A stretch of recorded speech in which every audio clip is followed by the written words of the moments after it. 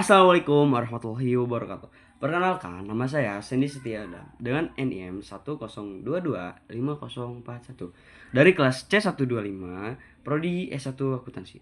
Di sini saya akan membahas tentang pentingnya bahasa Indonesia dan kecakapan berbahasa di masa kini.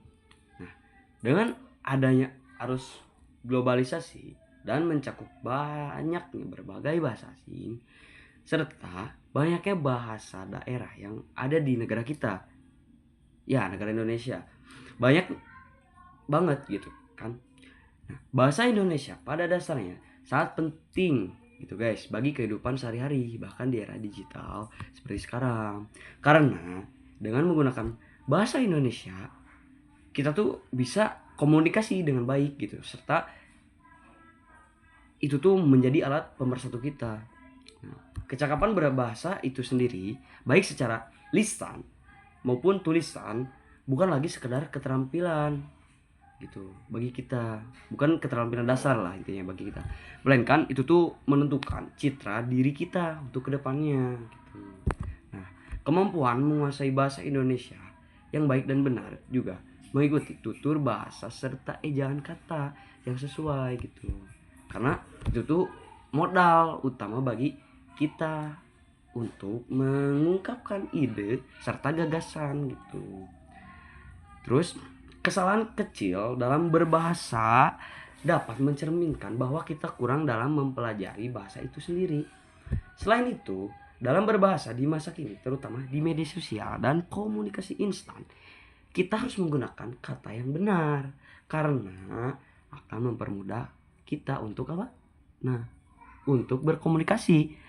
Tetapi di masa kini tuh banyak juga gitu terjadi beberapa isu, di antaranya adanya bahasa gaul, bahasa yang dicampurkan, bahasa Inggris, dan sering terjadi ada gitu ya yang menyingkat-nyingkatkan kata kalau lagi ngobrol. Nah, itu tuh kita tuh jadi pusing gitu.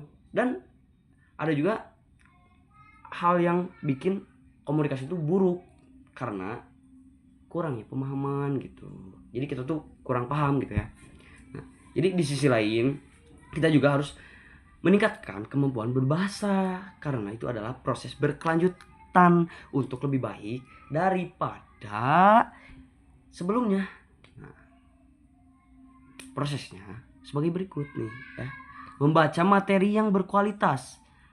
Jadi kita tuh harus membiasakan diri kita untuk membaca buku, artikel yang disajikan dalam bahasa Indonesia yang baku.